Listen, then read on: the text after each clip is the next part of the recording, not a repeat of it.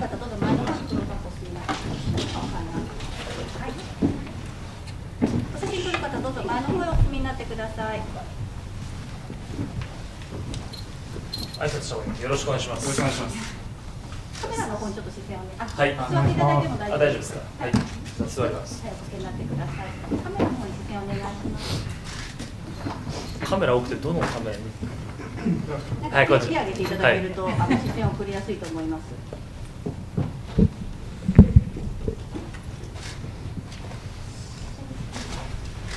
はい。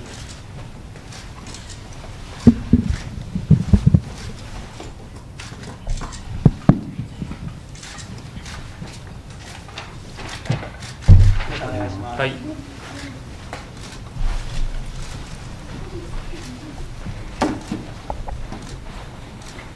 はい。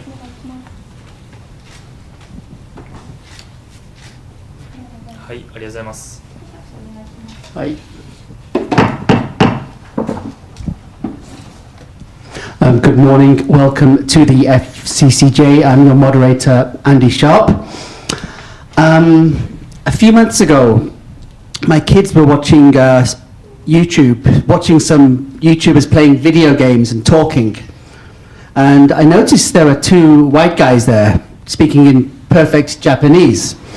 And so I asked my kids, who are these guys? They said, oh, they're Sawayan, these two Ukrainian guys. And I was like, oh, that's interesting. And this was like a few weeks before the invasion of their country. And then I watched a little bit more of these YouTube shows, and they were talking about, events back home, what was going on, the situation there, and their families. All this while playing Mario Kart. So the two people, these two well-known YouTubers are Sawa and Jan Tokachov. Sawa, the elder brother, he was a professional basketball player here. He came to Japan with his family, with his parents, aged 4. And Jan, who's 20, has lived his whole life in Japan. So as I said, they're known as Sawayan. They have two YouTube channels, Sawayan Channel and Sawayan Games, both with roughly around 1 million subscribers. Maybe they're the two best known siblings from Ukraine after the Klitschko brothers. They've used this platform to raise awareness of the situation in Ukraine for young Japanese, and have also used the platform to ask people to donate and give some money to support their country through the Ukrainian embassy. So just a reminder, please keep your phones switched off during the press conference. We'll have a short speech from Jan, and if I can remind you to keep your masks on as well whilst during the press conference, but you can take it off to speak. So without further ado, Jan will give a short introduction. お願いします。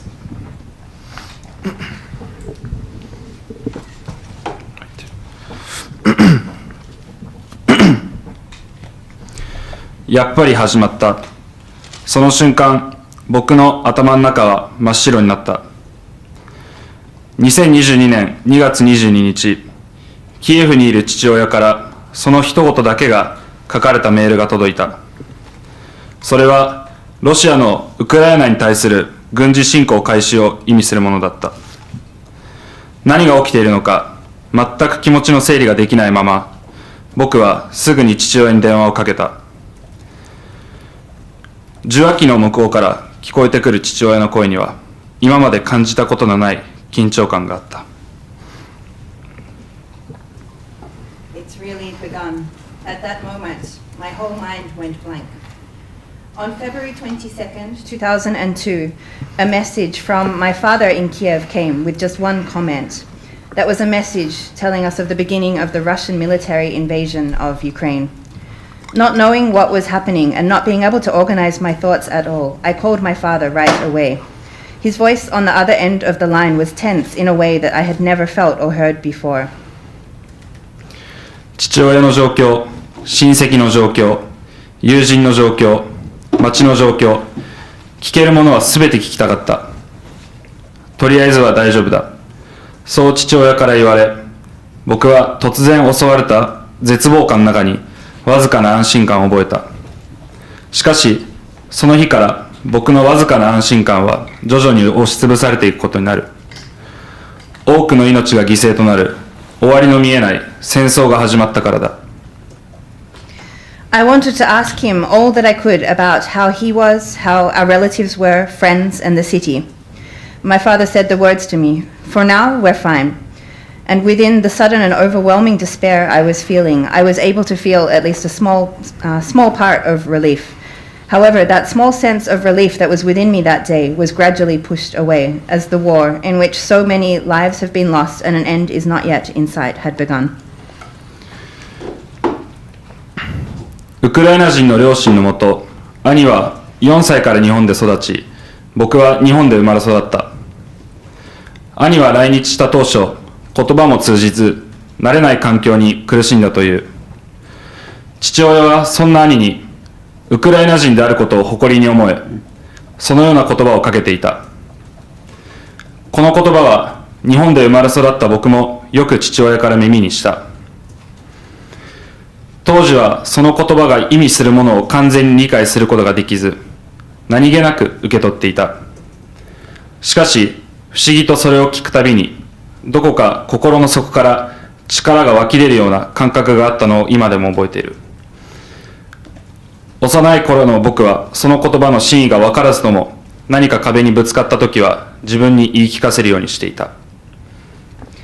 With both of our parents from Ukraine, my older brother was raised in Japan since he was 4 years old, and I myself was born and raised here in Japan. My brother says that upon first coming to Japan, without speaking the language, he struggled somewhat to adapt to this new environment. But our father would always say to him to have pride in being a Ukrainian. These words were also something he often said to me, although I was born and raised here in Japan. At the time, perhaps I could not completely understand the meaning of these words, and they somehow passed over me in a way. But now I remember that each time he said those words to us, in a strange way, I could feel a sense of power arising from the bottom of my heart. Although I may not have fully understood the meaning of these words when I was still very young, I found that I would repeat them to myself every time I came up against a difficulty. そうして月日が流れ、兄は社会人となり、僕は大学に入学した。会社員として働いていた兄は、強いもどかしさを感じながら生活を送っていた。もっと自分のバックグラウンドを生かせる場所があるのではないか。もっと多くのことを日本という国に還元できるのではないか。その思いから兄は YouTuber になることをある日決意する。俺、会社辞めて YouTuber になる。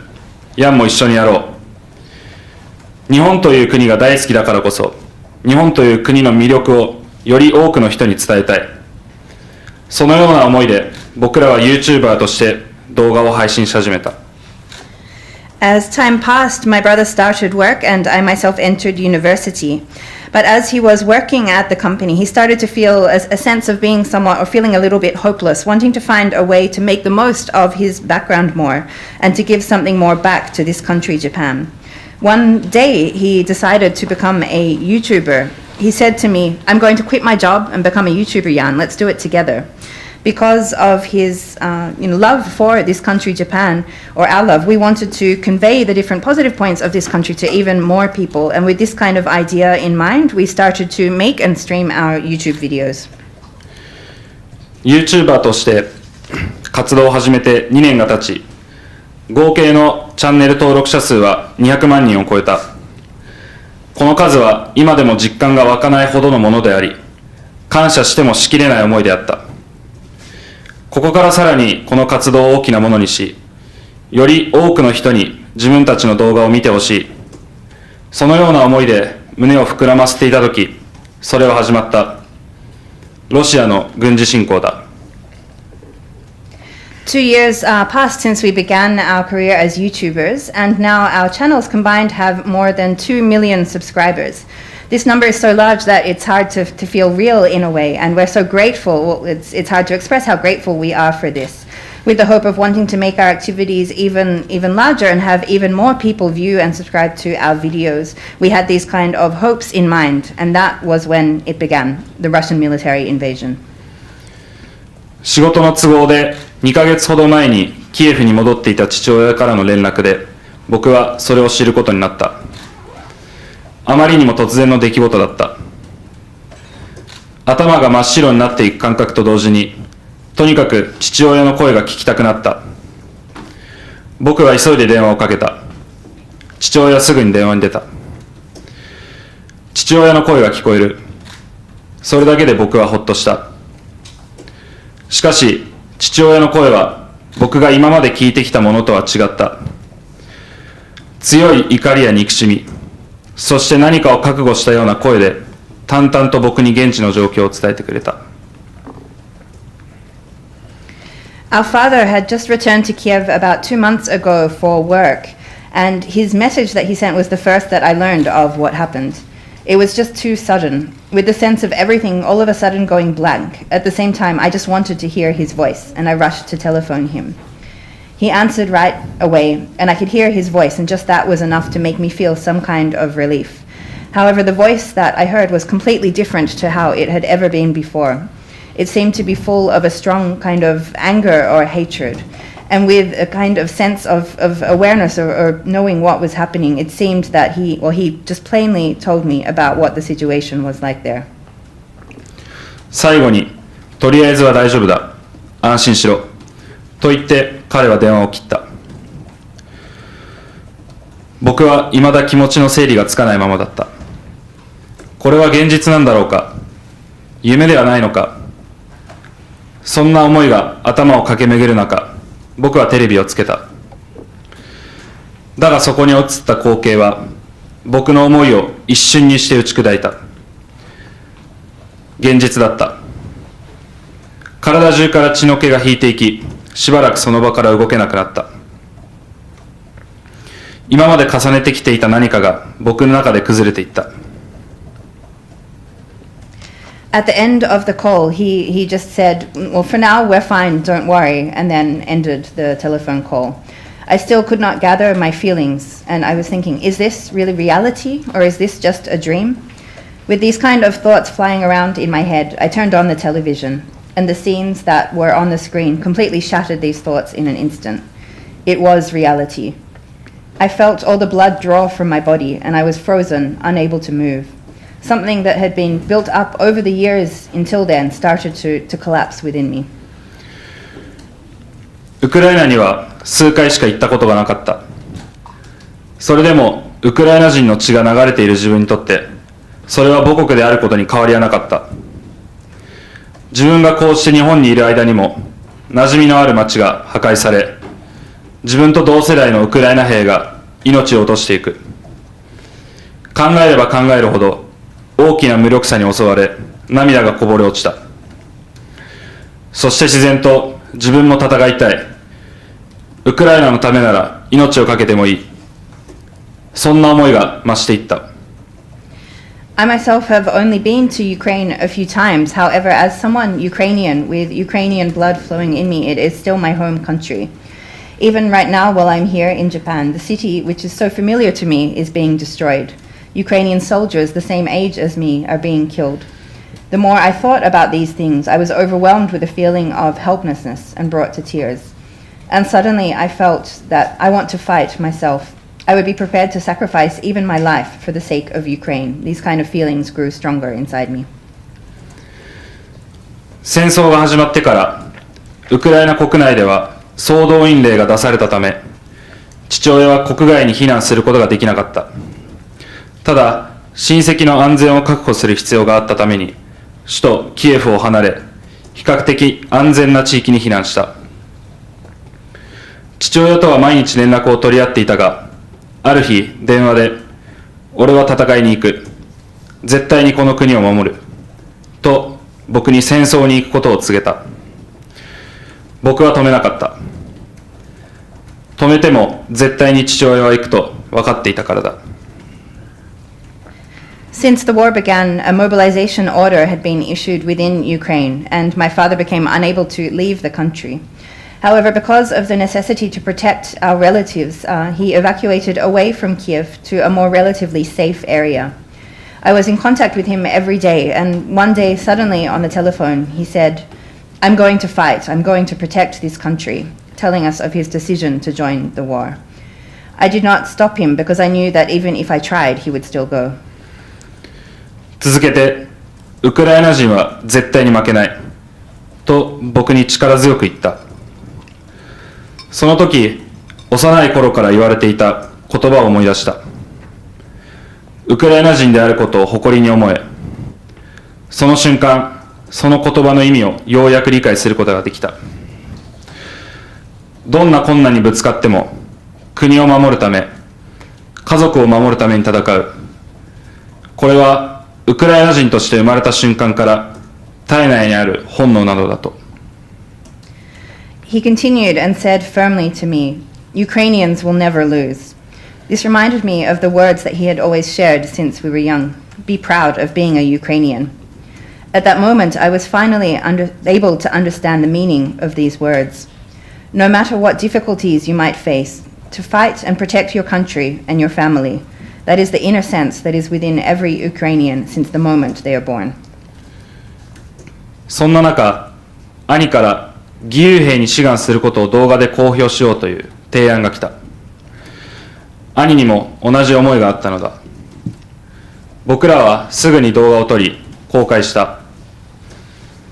動画は大きな反響を呼んだ。戦争に行く決意をしたのは勇敢だ。戦争には絶対行かない方がいい。動画で情報を発信し続けた方が貢献できる。さまざまな意見がコメント欄で飛び交った。僕はすべての意見に賛同できた。Then my brother proposed that we make a video together announcing that we would put up our hands to become volunteer soldiers. I realized then that my brother was feeling just as I was. We filmed the video right away and posted it online. It received a huge response with many comments, including, "It is brave of you to decide to go to war. You definitely should not go. Or you can contribute more by sharing information via your videos." I could agree with all of these opinions. 視聴者のさまざまな思いが痛いほど伝わった。しかし、そうするしかなかった。父親からもすぐに連絡が来た。お前たちが本当に誇らしい。でも、俺はキエフよりも東京の地で自分の息子たちと再会したいと。僕は何とも言えない複雑な感情に襲われた。どうしてこうなってしまったんだろうか。つい最近までの日常はどこに行ってしまったのか。戦争が本当に憎かった。The messages of these messages of the viewers really reached me deeply in a way that was almost painful. However, that was all that I could do. Our father contacted us right away and said, "I'm so proud of you both, but more than in Kiev, I want to meet my sons again in Tokyo." I was filled with a complicated feeling, wondering why things were as they were, what happened to the everyday life which could be enjoyed until just the other day, and I truly despised this war. 数日後、父親は軍に入隊した。迷彩服を身にまとい、銃を肩にかけていた。写真に写る父親は、今まで見たことのない姿だった。お前たちが息子で本当によかった。この人生に後悔はない。そのようなメッセージが送られてきた。絶対に嫌だ。心の中で何回もこの言葉を繰り返した。Several days later, our father signed up to join the army. The photograph of him wearing camouflage gear with a gun on his shoulder was so different to how we had ever seen him before. He sent us a message saying, "I'm so glad that you are my sons. I have no regrets in this life." I just kept repeating to myself over and over, "No, this is not how things should be." 父親がキエフに旅立つ前日、二人でお酒を飲み交わした記憶がよみがえる。あれが父親と会った最後の日になるかもしれない。納得がいくわけなかった。そんな考えが脳裏をよぎってしまった自分を殴りたかった。僕らはお父さんのそばにいるよ。絶対に勝てるよ。涙をこらえ、震える手で文字を打ち、父親にメッセージを送信した。I remembered the day before he had left for Kiev, drinking together with my father and talking. I could not accept that this might be the last time that I would ever see him, and I wanted to punch myself for even thinking such a thought. Holding back tears with hands shaking, I sent a message to him saying, "We are standing with you. You will certainly win." 戦争を止めるために僕らには何ができるのだろうか。兄はゲーム実況を通じて現地の情報発信、募金活動の呼びかけやチャリティーイベントを行っている。当初はゲームをしながらそのようなテーマに触れてよいのだろうか。そのような迷いが彼にはあった。しかしゲームという馴染みのあるコンテンツだからこそ、若い世代をはじめより多くの人に思いを届けることができるのではないかと考えたという。What can we do to bring an end to this war? My brother, through game commentary videos, has been conveying information about the situation in Ukraine, calling for donations and holding charity events. At first, he was somewhat conflicted about whether it is really all right to talk about such issues while playing games. However, he thought that through using such a familiar content as games, it might be possible to reach more people, and particularly more young people. 批判の声ももちろんあった。誹謗中傷も絶えなかった。それでも兄は声を上げることをやめなかった。結果、子供たちが平和について考えるようになった。社会情勢について考えるきっかけを作ってくれてありがとう。そのような声が多数寄せられた。現実から目を背けることは簡単だ。問題と向き合うのか、または傍観者になるのか、決めるのは自分自身である。Of course, there were some criticisms, and there was constant slanderous comments coming in as well. However, he continued to speak out. And as a result, he started to receive messages such as, "Our children have started to think about peace," or "Thank you for creating an opportunity for us to think about this social situation." It's easy to turn your eyes away from reality. But the question is, do you face up to the problems, or do you stand back as a bystander? And it is up to you to decide. 現在、世界は大きな分岐点に直面している。こうして時間が過ぎている間にも、罪のない人たちの命が奪われている。21世紀に戦争なんて絶対起こらない。その絶対が通用しないことはもう十分に分かったはずだ。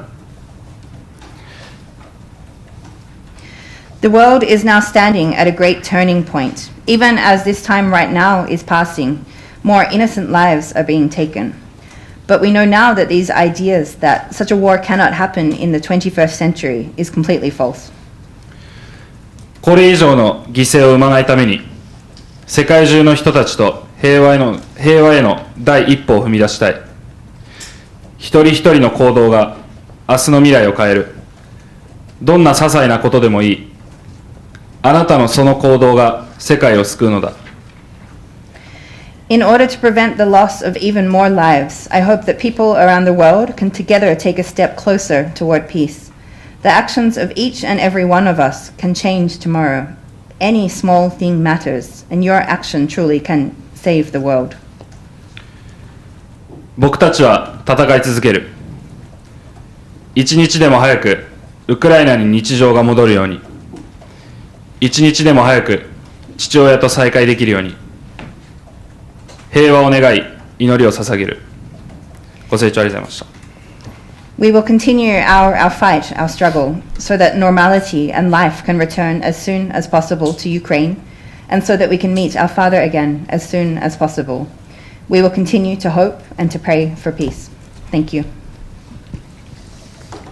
Okay, thank you, Jan, for your very sober, emotional, passionate, intelligent speech there. very different to your YouTube channel. But it was very, very, very good. Thank you. So anyway, we're going to open up the floor to questions. We have some online, but obviously we'd like to give priority to those in the room. Anyone have a question for the two guys? Yep, sure. Yes, please come here, yeah. And give your name and affiliation. Yeah. Hi, I'm Katie Forster from Agence France Presse. I have two questions. One is whether you could maybe describe kind of your background a bit more. Why did your family come to Japan? And when you started making YouTube videos, what's the kind of age of your viewers? Who are your viewers? And then secondly, I wonder if you could speak a bit about how kind of YouTube and other non-mainstream media, how you think that's helping these viewers kind of access the news, and what's different about what you're doing compared to how they might access information about Ukraine. Thanks. はい、では通訳いたします。アジャンスフランスプレスのケイティ・フォスターと申します。2点ほど質問があります。まず1つ目の方が、お二人の背景についてもう少しご説明いただければと思います。ご家族は、最初どういったきっかけで日本に来日されたのか、そして YouTube を、開始したとき、そして今も視聴者の、どのような方が見ているのか、大体どれぐらいの、年齢の方がその動画を見ているのかというのが1点目。そして2点目の方が、YouTube というツールを使われているんですけれども、従来のメインストリームメディアとはどういう点が違うのか、どういうふうに視聴者はその YouTube という、メディアを通して他で、アクセスができない情報などにどういうふうに、YouTube の特徴といいますか、その違う点についてぜひコメントお願いします。質問に対してちょっと兄の澤からご回答させていただきたいと思います。まず1点目、僕らが、日本に来たきっかけというか、背景についてですが、もともと父親がすごい日本が好きで、大学の時に、日本語を結構勉強されてまして、で、いずれはいつか日本に行きたい、日本で仕事をしたい、で、まず単身赴任で日本に来て、当時はまだ日本語も、そこまで僕が今このようにインタビューにお答えしているレベルには到底ないような日本語で、拙い日本語で、現地でこう人脈を広げて仕事を見つけて、で、徐々にこう仕事が軌道に乗った時に家族を連れてきてという形で、僕らが今、ヤンは日本で生まれ、僕は4歳から日本にいることになりました。で、2点目の質問。じゃあまず1点目に通訳します。So first of all, my name is Sawa. As an older brother, I'd like to respond to the question. The background or the reason that we came here to Japan, our father actually, originally he was quite a fan of Japan. He very much liked Japan and Japanese culture. He studied Japanese language at university and had the hope of one day working or living in Japan. So first of all, he actually came by himself. His Japanese language at the time was, of course, not as fluent as I am speaking here today. But with the language that he did have, he somehow managed to branch out, build a network, find work, and so on. And once he was able to have a certain amount of success in his work, then he was able to bring the rest of the family over as well. I was 4 years old at the time when we came, and my younger brother Jan was born here. 2点目ですね。YouTube の視聴者層に関してですが、本当に具体的に話しますと、一番多い層が18歳から24歳、25歳の、高校生から大学生、社会人1年目ぐらいの視聴者が約、40% で、それ未満が13歳から17歳ぐらいが約 20%、約それでも6割占めてて、それ以外はそれ以上の年齢の方々になります。主に男性が、これもどうなんですか、ちょっと興味あるかわからないんですけど、男性が約80%、女性が 20% になります。And as to the viewers of our YouTube channels, to give some more concrete figures about that, the largest group of viewers are between 18 and 24 or 25 years old, mostly either high school students, university students, or perhaps in their first year out of school and working. That's about 40%. About 20% are aged between 13 and 17, and so that together brings to 60%, and the remaining would be people a little bit older than that as well. And about 80% of our audience viewers are are men actually as well, and the remaining 20%. Perhaps that's, they have more of an interest in these topics and so on, but that's the division of the viewers.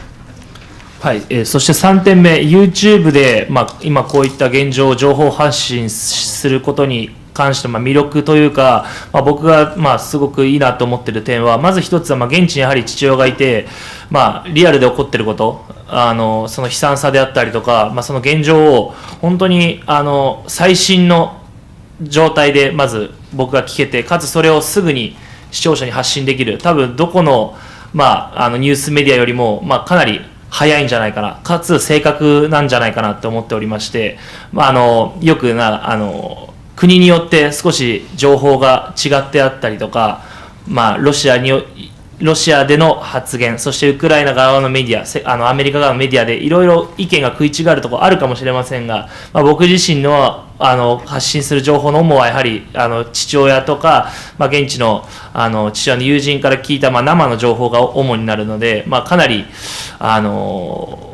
トレートな、かなりリアルな内容になっておりますので、かなり視聴者からしてみても、非常に心に来るものがあるんじゃないかなと思ってるんで、やはりYouTube で発信することの、メリットっていうか、そういうところなのかなと思っております。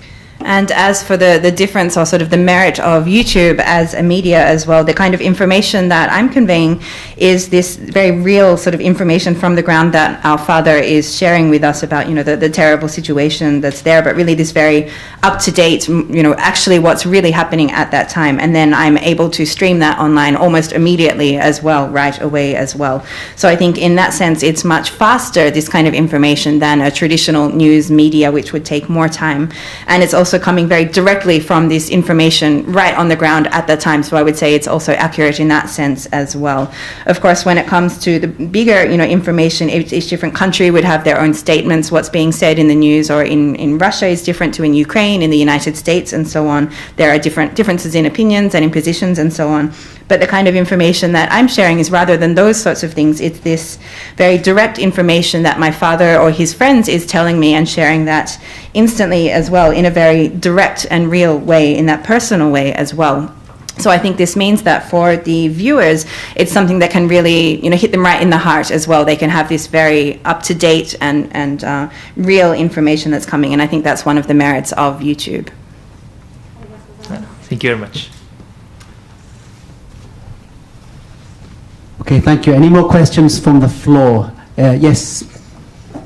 こちらでも大丈夫です。お世話になります。ネットメディア J キャストニュース編集部の滝川と思います。お二人に質問が2つあります。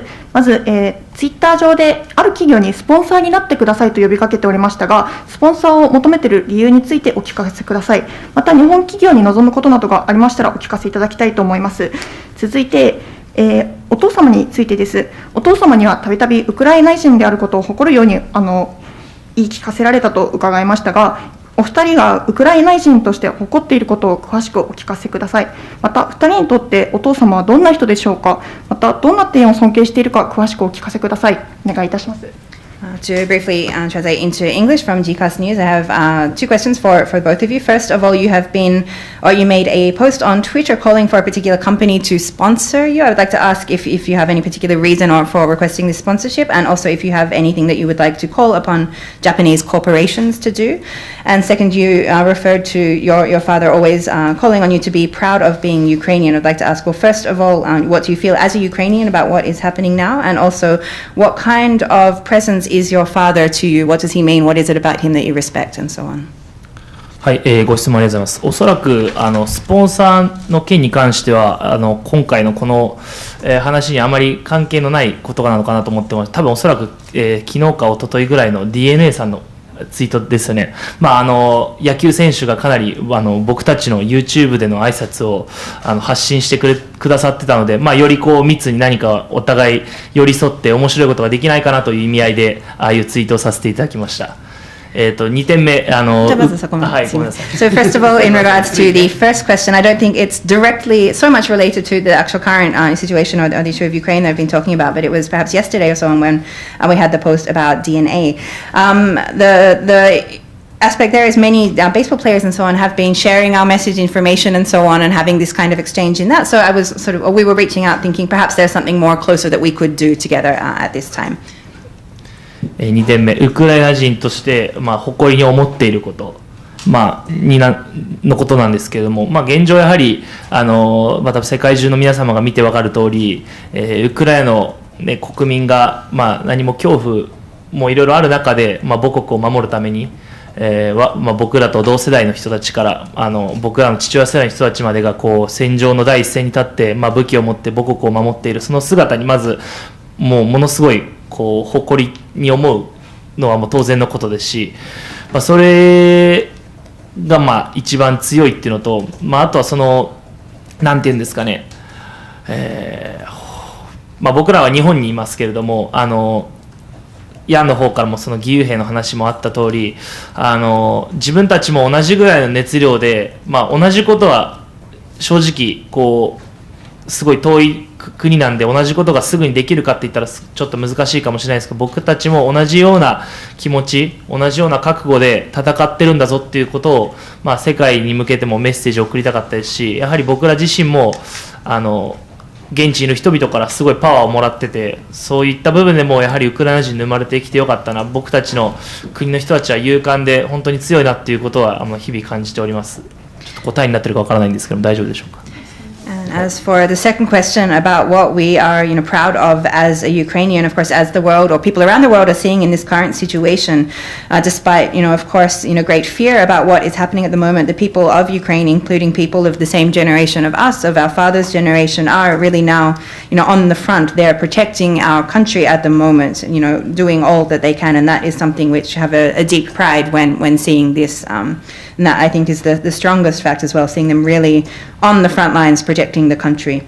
The second point, of course, we are, now here in Japan, and Jan was talking about, signing up as volunteer soldier and so on as well. But having this, we wanted somehow to convey that even though we may be far away, having this same passion and sharing this message to the world as well, that we are receiving such a great amount of energy or power from hearing from people on the ground in Ukraine as well, and just seeing how brave and strong they are is something that we're very proud of. 3点目、父親の、リスペクトするところは、僕先ほど父親が日本に来たきっかけに、関して僕が軽く触れさせていただいたんですけども、やはり言葉もろくに喋れないで現地の知り合いも全くいない国に単身赴任で来て、でそこで仕事を見つけて家族を養おうとするその覚悟、そしてその行動力、そこもやはり勇気ある行動ですし、それを実際に実現して家族を連れてきて今僕たちはこうやってこの場に座ってスピーチできていることは、紛れもなく、父親の努力が実ったと、僕たちは信じたいですし、やはりそういったところはやはり父親には感謝してもしきれないところではありますし、やはりすごく誇りに思ってますし、自慢の父親だなと思っております。And as to our respect for our father, as I mentioned before about the background of his coming to Japan, but coming somewhere where, not speaking the language very much, not knowing anybody here at all on his own, somehow finding a job, finding a way to bring his family over, I think is something which requires a great amount of dedication and also the power to take action as well, and it also needs courage at the same time. And it is, thanks to that we are, able to be here speaking with you today in this way as well. So I'm, so grateful so much to him that even it's difficult to express for words, but I think that this is really a testament to his, hard work and dedication over the years, and for that we are deeply grateful and also proud. Okay, I'm just going to ask a couple of online questions and then maybe go back to the floor. So the first question is from Pio De Emilia from Sky TV Italy. Are you happy with what Japan has done so far, or would you like Japan to do more to help Ukraine, such as sending weapons like some European countries have done? で次、オンラインの方で届いている質問を紹介いたします。最初、スカイテレビイタリアのピオ・デミリオという記者からの質問です。日本政府が今まで貢献したことをやってきたことには満足されていますでしょうか。またはヨーロッパの、国のように武器なども日本から送るべきというふうに思われますでしょうか。ご質問ありがとうございます。満足しております、正直な話で。やはり日本、僕たちも、僕が4歳、ヤンは日本に生まれて育ってるんですけども、やはり日本は世界的に見ても、トップクラスに平和な国だと僕たちも感じておりますし、やはり時間問わずどこを歩いても、何の心配もいらない、もちろん今ちょっと極端な言い方ですけれども、僕たち自身日本に暮らしてきてそう感じる部分があるんで、やはりそういった世界的に見ても最も平和な国が今起こしているアクションっていうのは、至極真っ当なもので、金銭的な支援であったりとか、あと防弾ジョッキ、最近ですとガスマスクの支給であったりとか、いろんな話が出てますけれども、やはり武器を送るっていうことは、日本が担うべき役割ではないんじゃないかなと僕個人的に思ってますし、やはりそういった平和を訴え続けること、そして他の国々に問題意識を持たせて、ア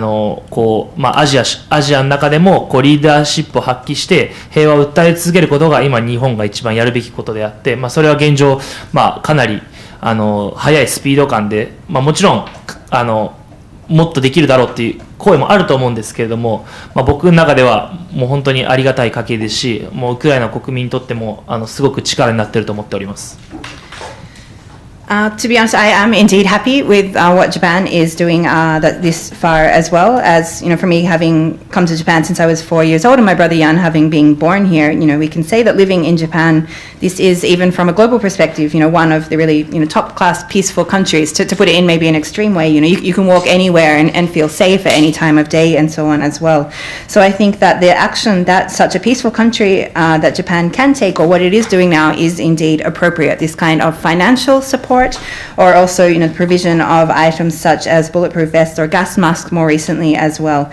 As to whether Japan should be sending weapons, I do not think that that is the kind of role that Japan as the country should be playing personally. I think that Japan can have more of a contribution as this peaceful country to appeal for the need to peace, to raise awareness within other countries as well, and to play a kind of leadership role within Asia. And I do appreciate, I think that Japan is doing this much so far, and it is indeed in both an appropriate way for the country of Japan, and doing so in a very fast way as well, for which we and as Ukrainians are deeply grateful.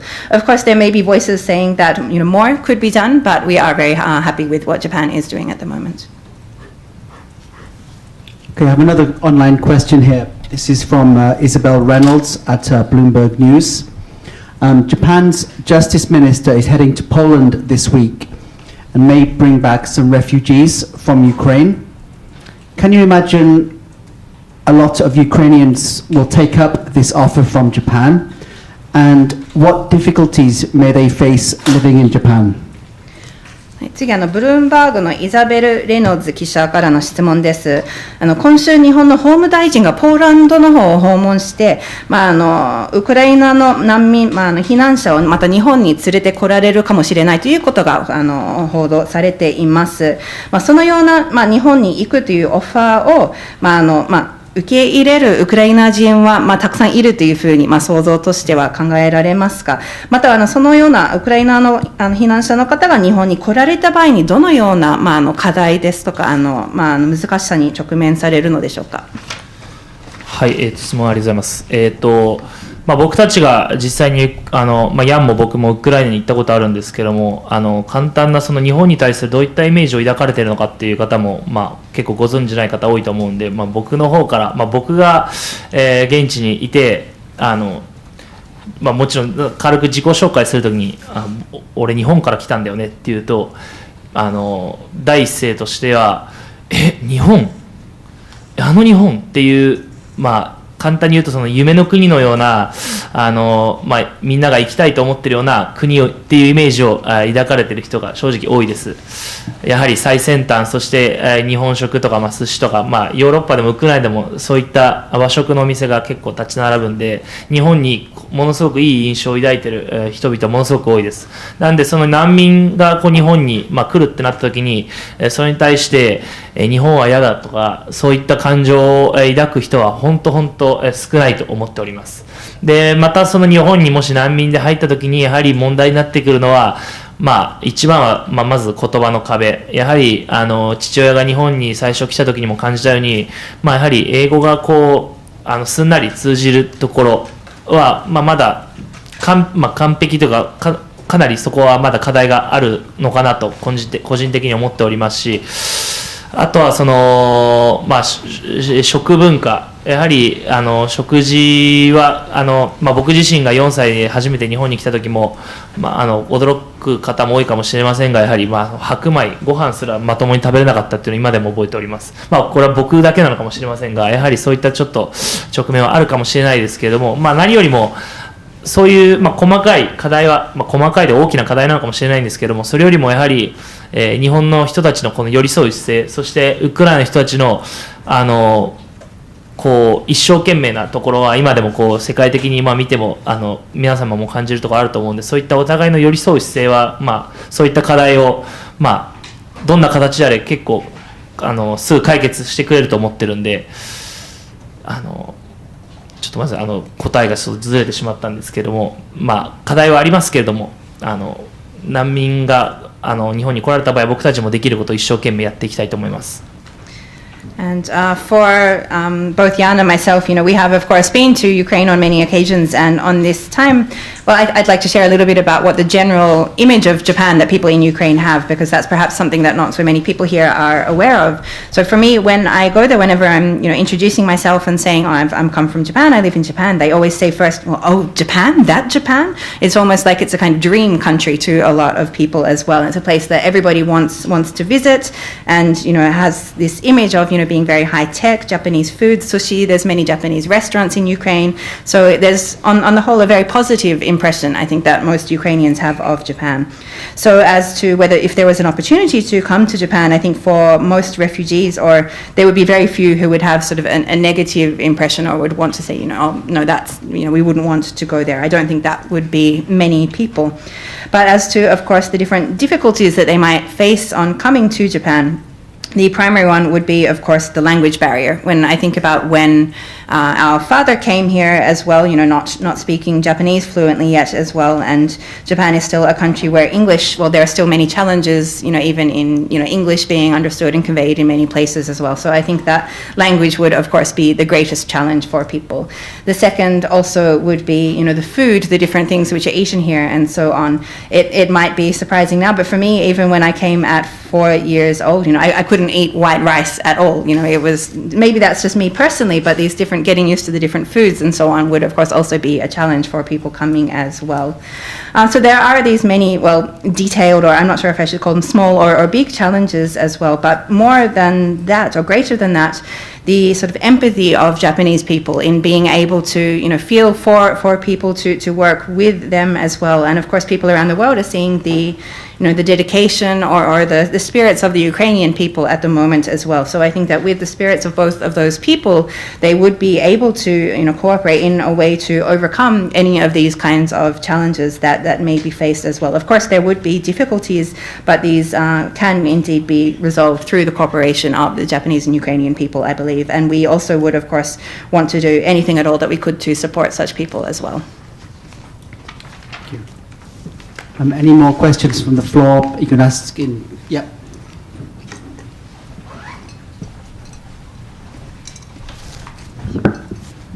朝日新聞の川崎と申します。3点お伺いさせてください。まず寄付についてなんですが、ウクライナ大使館、在日ウクライナ大使館に集めたお金を寄付されていたと聞いたんですが、どのようにお金を集めて、これまでにどれぐらいの金額を寄付されたか教えてください。で、あともう1点が、2月の22日にお父さんからやっぱり始まったというメッセージが来たとおっしゃっていたんですが、実際その侵攻が始まったのって24日だと思うんですが、その22日にお父様は何を見てそう始まったと思ったのかを教えてください。で最後に義勇兵の志願についてなんですけど、その志願をしますと言ってからその日本人の若者からどんな反応があったかというのと、その感想についてどう思ったかについて教えてください。My name is Kawasaki of the Asahi Shimbun. I have 3 questions. The first is about the donations. We understand that you have been raising money to be donated to the Embassy of Ukraine here in Japan. We'd like to ask what method and about how much has been raised. The second is, Jan mentioned in his speech the first time you realized that this had begun was a message from your father on the 22nd of February, but it said that the declaration of the invasion began on the 24th. So what was it that he saw or experienced on the 22nd that really showed that this was indeed beginning? And the third, I would like to ask, after you're making a statement that you would volunteer as soldiers, what kind of response did you have from young Japanese people, and what is your comment about that? はい、ご質問ありがとうございます。まず1点目、寄付に関してなんですけれども、いろんな、まずもともとは、一番最初に僕たちが寄付したのが、おそらくアンカーのやつだよね。日本の貧困で苦しんでいる子どもたちに50万円、そしての UNHCR の団体に50万円、そこ100万円を当時からもうなんかそういう動きがもう徐々に見え始めた時からまず、もうすぐさまに僕たちができることなんだろうという思いでまず、総額100万円ほど寄付させていただきました。で最近ですと僕今スーツ着てネクタイ着て真面目に質疑応答に答えているので、普段はゲーム実況で楽しくゲームしているものなんですけれども、そのマリオカートというゲームを通じて、自分に何かできることはないのかなっていうことでいろいろ考えた中で、生配信を一度やったことがございまして、その時にYouTube で投げ銭機能というものがございまして、その生配信を見ている視聴者がお金を投げてくれる機能がございまして、そちらの機能を使って、チャリティー生配信という形で、僕が楽しくゲームをしながら、僕の視聴者と一つになって、戦争をやめようということを訴える、ゲームを通して、戦争反対の意思を発信するという、配信を行ったところ、約3時間で、360万円ほど集まりまして、でその全額を、ウクライナ大使館の方に寄付させていただきました。でまたあと今3日前ほど前かな、そうか通訳さん大丈夫ですか？僕今全部答えちゃってますけど、ごめんなさい。とりあえず大丈夫です。はい、3日ほど前に僕たちが主催するゲームの大会がございまして、そちらの方で、オリジナルパーカーを、販売させていただきまして、そちらの売り上げも利益もすべて寄付させていただく予定です。まだちょっと集計中なので具体的にいくらになるか分かりませんが、結構な額になると思っているので、そちらも全額寄付、させていただく予定でございます。So first of all, in regards to the donations from the very beginning, first of all, we had 2 different sort of donation drives, and we raised 500,000 yen for an organization which supports disadvantaged children, and also 500,000 yen for the UNHCR at the very beginning. So that was a total of 1 million yen as this first step. And today I'm here speaking to you, with a serious, wearing a suit and so on. But usually on YouTube, of course, I'm, playing video games, having fun, and this kind of way. So usually, playing Mario Kart, I started to think, well, what is it that we can do using this as a tool to raise money as well? And on YouTube, there is a function for during live streamings, the viewers can make a donation directly, as a function as part of within that YouTube as well. So we decided to have a live sort of gaming, live Mario Kart show as well, and using that as a function for charity, and together with the viewers, playing the game together and sending this message of no war. And within 3 hours of that live charity show, we were able to raise 3.6 million Japanese yen, and this was donated in full to the Embassy of Ukraine here in Japan.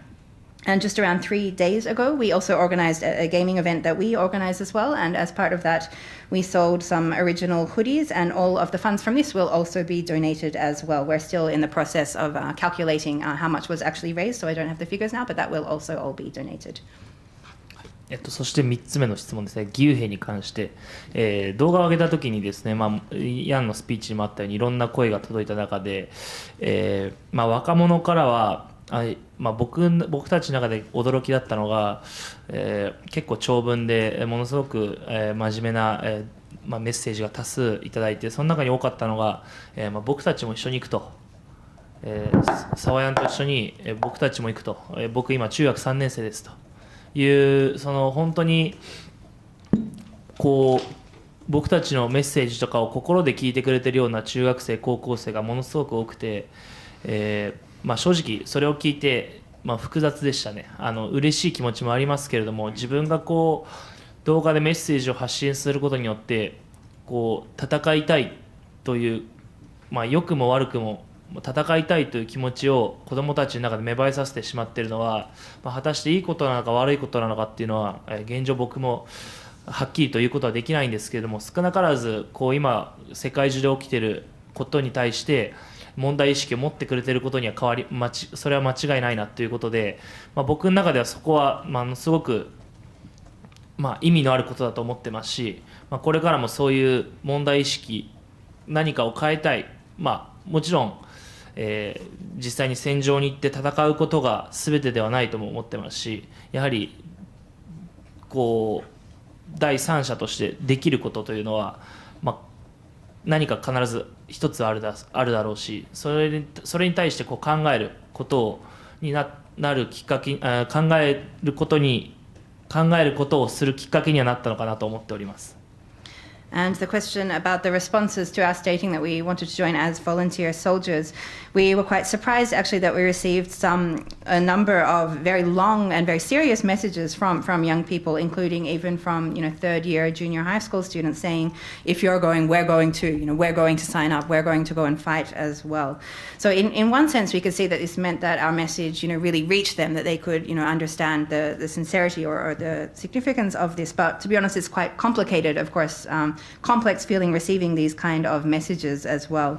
In one sense, of course, we're glad to have their support, but at the same time, of course, is it okay that we're perhaps making these young people feel even that they also want to go and fight? That's something which is not really clear to me in a way. But what is certain is, of course, it is meaningful to at least be providing an opportunity for people to think about what is happening in the world, to think about these issues, and as some sort of starting to think about what they can do to make a difference. And of course, going to fight is not the only way to do this as well. There are many different things that a third party can do to make some kind of a contribution, and anybody can make some kind of change. So in that regards, thinking that we perhaps created this opportunity for people to think about these issues is something which does have a meaning.